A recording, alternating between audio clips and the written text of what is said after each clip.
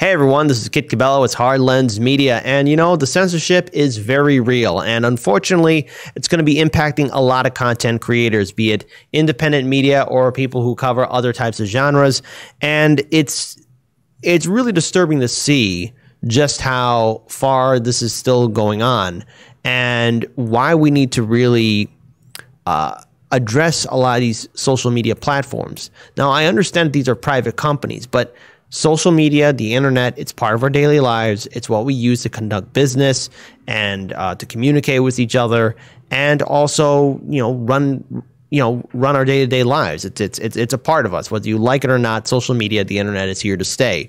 And it wasn't too long ago where Hard Lens Media was shadow banned, and then quite recently we were suspended. Thankfully, all of that has passed us, but the danger is real. And once again, one of our fellow colleagues in independent media was censored too. And, there's still so many other people that have been demonetized. But when I was last on Chicago Corner, Jackson Hinkle, who actually had me on his show, had a couple of his videos demonetized. So Jackson, you helped us out in our hour of need, and so did so many others as well.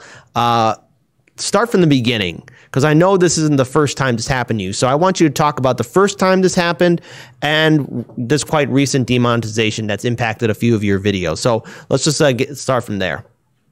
Yeah, of course. And thank you, Kit, for having me on. And thank you for all the great work your channel, your show is doing. You are all doing incredible work. And as I always point out, I think it's important to distinguish the work that Hard Lens Media and your affiliated journalists are doing, because it is far different than what I do. I do like political commentary, and I kind of analyze the media, where you guys are digging up the real story. So continue on with that. You guys are doing an incredible job. And yeah, I mean, YouTube isn't just coming for journalists like you guys. They're also now coming after individuals like myself, political commentators, people who are just trying to analyze what's happening in daily life, as you pointed out. And whether it's, a video about what might be happening with U.S. foreign policy, be it Joe Biden attacking another country, or accusations against Joe Biden from individuals like Tara Reade, or anything of that nature. Whenever I cover stories like that, I've noticed that YouTube has a systemic policy of just continuously demonetizing those videos in an effort, I would imagine, to probably try and censor conversations and videos and content like that from coming up on YouTube further in the future. But it's gotten worse and worse recently, and I couldn't tell you why, but it does seem like, after you were taken off YouTube, your account was completely censored. There was a handful of other individuals, Nico House, his account was demonetized. Frank Analysis was demonetized. Whole host of individuals, and we've all talked about that. But they're kind of just coming after everyone right now. Unfortunately, I haven't gotten hit as hard with the censorship hammer as Hard Lens Media has. But I was doing a live stream this week, and I noticed a few of my videos were demonetized. I had done a video on Biden's cognitive decline, the fact that he forgot his own Secretary of Defense's name, and YouTube said that was hateful content, that I can't cover that. The fact that the president of the United States is in clear cognitive decline, as far as I can tell. So it's really upsetting to see this taking place. And I've also seen it, I'm looking now at my YouTube studio, which is where us content creators can see whether our videos are monetized or demonetized. Mm-hmm. I'm seeing just this week, I did a video on Biden's corruption with regard to his new healthcare plan. That video was demonetized. I did a video, like I said, on some of Biden's cognitive decline issues that he's been having. That video was demonetized. And I also had one of my interviews that I did recently with Tara Reade was demonetized. And I also have a video surrounding AOC gaslighting the left on student loan debt, which was demonetized. And YouTube doesn't ever provide a reason for demonetizing. They just kind of leave it up for you to guess as to why it may have been demonetized. So it's very disappointing to see this, but I want to again thank you for having me on to discuss this and bring a light on this issue. No, I think it's very important that we do address this, because when we were suspended, and mind you, again, the reason why we were suspended was because YouTube said that we didn't acknowledge the 46th president of the United States. We said that YouTube was saying that we were saying that the election was legitimate, that he wasn't president, even though for a fact now that video has been reinstated, and YouTube did tweet out to us saying we re-reviewed the video, our bad, our mistake. And to which I say, okay, that's fine, but there's ever growing increasing case of paranoia. Like, okay, what happens if this happens again? Has there been any? Have you had any kind of outreach towards YouTube? Has YouTube responded back to your concerns as a content creator? Because when your videos keep on getting constantly demonetized, that tells the YouTube algorithm. This is for a lot of people that may not know this, so we're gonna let you in on a little bit of some inside baseball. That if your videos keep on being demonetized, again, the long-term consequences is that people will not be notified when you go live or upload new content. Has YouTube responded, and what has been the ongoing aftermath towards your channel? Yeah, so I'm glad you brought that up, because that is what happens. People aren't notified when you go live, when you post a new video. It doesn't show up in people's home feeds, and that's where a majority of our views come from, are from subscribers' home feeds. But if your videos are getting demonetized, they're not going to place your videos in people's home feeds. So it's it definitely hits the pocketbook, when you're putting all this time into videos or into live streams, and YouTube isn't doing its job of giving you a fair shake in the YouTube algorithm. They're shoving individuals like us further and further down in that algorithm, and there's nothing we can really do to combat it, because whenever a video is demonetized on YouTube, I always do a challenge, essentially is what it's called. You can challenge the ruling on whether or not your video should have been demonetized, but you don't actually get to talk to a real person. What YouTube has is a team of individuals. After their AI reviews a YouTube video and determines whether or not it should be demonetized or monetized, you can challenge it thereafter, and they have a team of real life people who watch your video and determine whether or not it should be monetized. But I don't get to talk to those people. You know that, I know that. Yeah. It's just the invisible hand that kind of gets to decide, and that's really frightening, because I think one person's hateful content could be another person's valid criticism or opinions on the news of the day. Right. And like I said, I find it absolutely wild that covering Joe Biden's cognitive decline, his mental health, is somehow a bad thing. But I will also add that my videos were never demonetized when I was questioning Donald Trump's mental health, when he was clearly having visible gaffes during his speeches, forgetting names, forgetting important titles or things like that. Those videos were never taken down, but anything questioning Joe Biden's mental health is. And I found that to be a bit interesting. And I also, I don't know if you've experienced this on your end, but anytime I cover foreign policy, instantly demonetized. There's no shot of that even being monetized. So it's really, really wild to see this taking place. And it does, in a lot of ways, dictate what is considered, just conversation to be had on YouTube. Because if I'm about to put multiple hours of work into a video, you got to source information, you got to make sure that information is correct, you got to film the video, you got to prep for the video, you have to edit the video, then you have to upload the video and do all the SEO for a video. I'm not going to put all that time and effort into creating a video if I know it's going to be demonetized the second I upload it, because it is related to war, related to Joe Biden's cognitive health. So they are dictating what is acceptable, content to be had on their platform without directly censoring us off of YouTube, but by just demonetizing our videos. So, when this really happened, I think it happened like sometime after January 6th, when the riots happened in Washington, D.C. with, Trump and his rally. And, with this super fast rush of censorship, we saw a lot of independent media outlets from Status Quo, Fort Fisher, the Mikasa Network, Slow News Day, Frank Analysis, Convo Couch, your channel, and now even our channel, Hard Lens Media, Graham Elwood, and so many others, Lee Camp's channel, constantly being demonetized and being deplatformed or censored or shadow banned.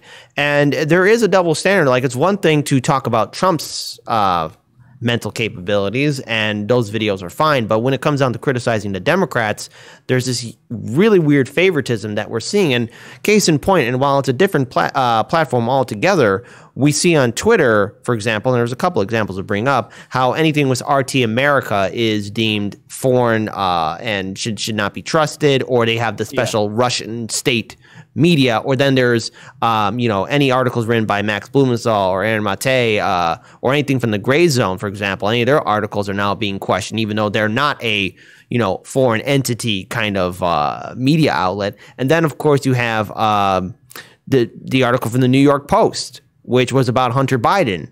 And anyone that was sharing that tweet out was, well, that tweet just wasn't available. And that was on Facebook and on Twitter.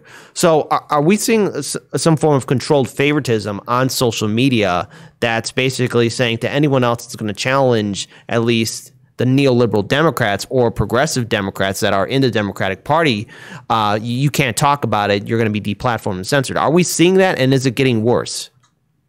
100%. 100%. You just laid it out very clearly. The fact that they are coming after a lot of lefty voices. When this first big wave of censorship came after the January 6th events, I did a live stream kind of going through every single account, Twitter account, YouTube account that had been demonetized. And I'm talking like there was probably upwards of 20 accounts that a lot of people just weren't aware of. Maybe they didn't have a big following. They were just getting their account started.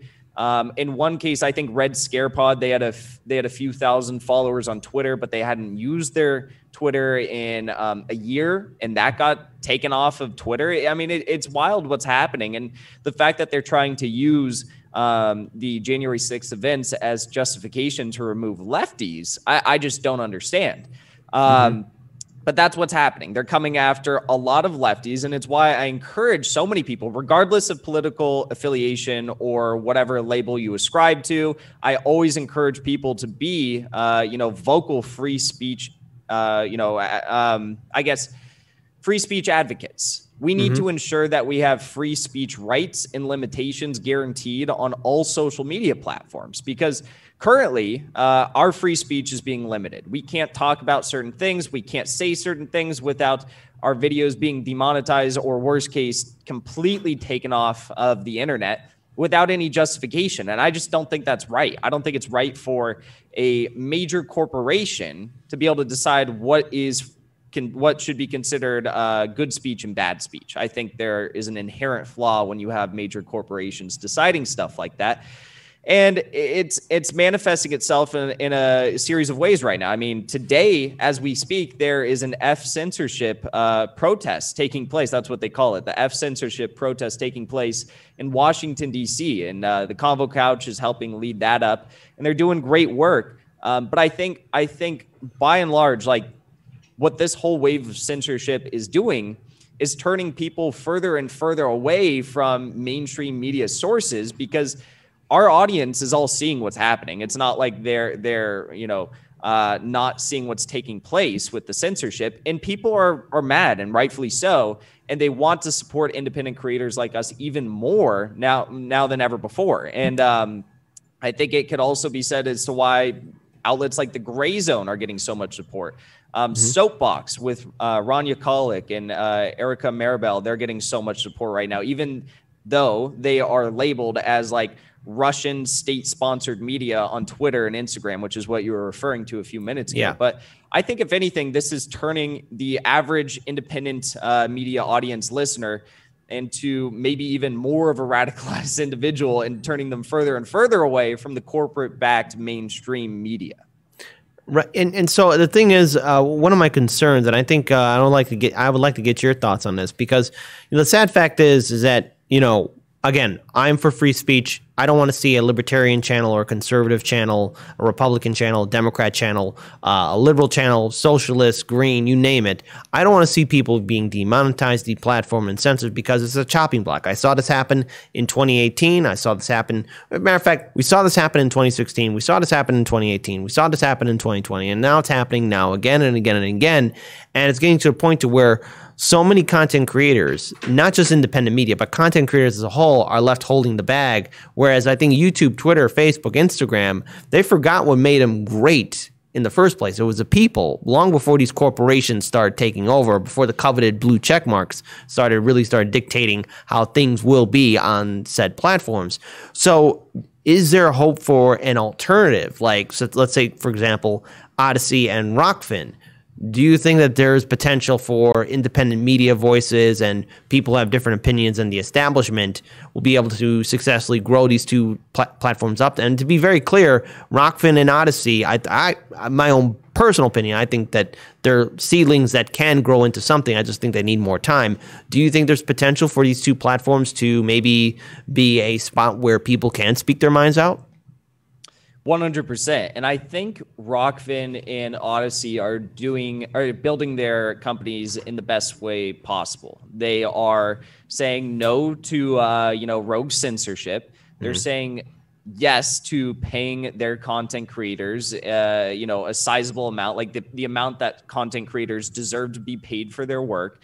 And they're also not jumping on the bandwagon of trying to get all of these massive corporate advertisers, which is what has really destroyed YouTube in a lot of ways. Advertisers are the individuals who have caused all of this censorship on YouTube because they're worried about their content appearing on certain videos and be seen as potentially providing advertising for and support for these content creators that may be seen as radical online. But if you know anything about YouTube, you know that it's completely random insofar as what advertisements pop up on which videos. I mean, I don't get to decide what advertisements are on my videos, and advertisers don't get to decide what channels they get to appear on. They can kind of vaguely decide what category they want to show up on political channels or on food channels or anything like that, but they don't get to decide exact channels. So advertisers in a lot of ways have overreacted to the situation and I think are responsible for what has taken place in tandem with YouTube itself. But I agree with you. I think Rockfin and Odyssey are right now very, very, very small in comparison to YouTube. And that's part of the problem. We always are trying to get more and more people to join Rockfin. I watch a lot of people on Rockfin myself because I know it's at the end of the day, it's going to be better for the content creator if I consume their videos or their live streams on Rockfin rather than YouTube.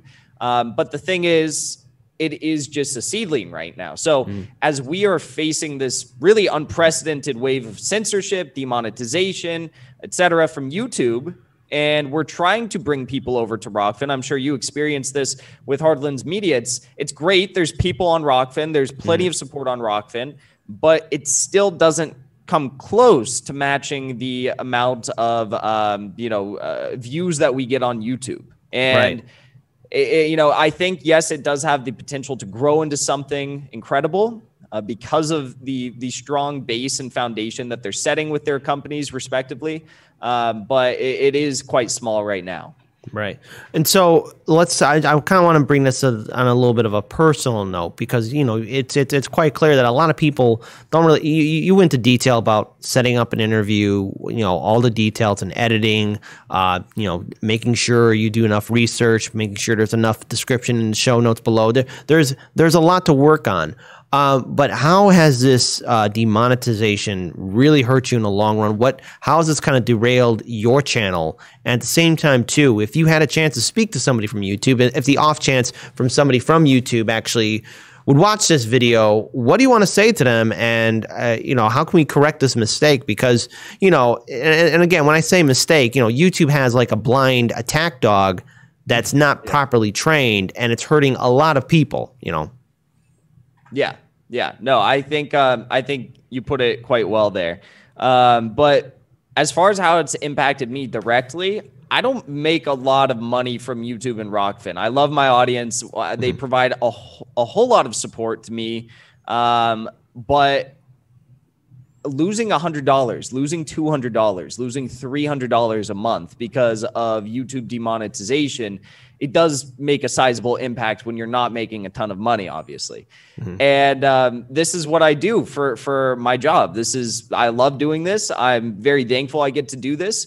But when YouTube makes it this difficult for content creators to have a stable income, it does kind of deter me from wanting to cover certain issues, because I'm thinking to myself in the back of my head, well, if I cover this issue, am I going to have enough money to pay for rent this month? That honestly, those are the thoughts that run through my head. And they do guide what news I cover and what I title my streams and what I title my videos. Because we already are cutting it so close as content creators with the very minimal amount of money that YouTube pays us from both super chats and from ad revenue. So, I would hope that YouTube takes a more careful approach moving forward with demonetization and going through videos and really deciding which videos are okay and which aren't.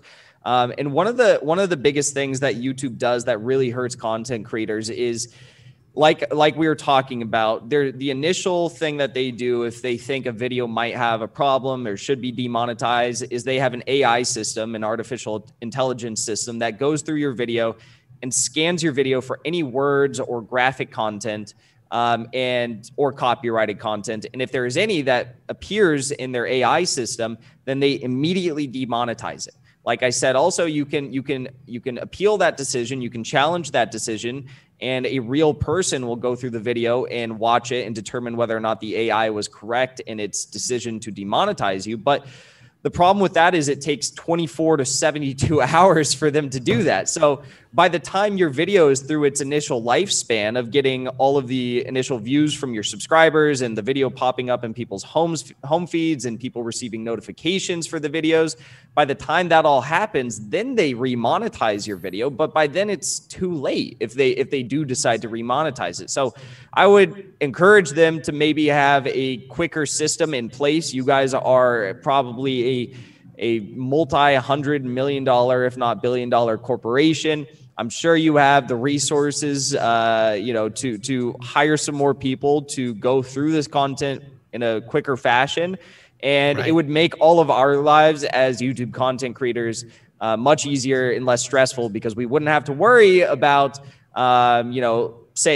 doing one stream, right? If one of my streams gets demonetized and say I get 5,000 views on a stream, you're looking at like probably $5 to $10 per each 1,000 views that you're going to be losing. So it really does impact as you go day in and day out, multiple videos, multiple streams a day throughout an entire month. It does make an impact.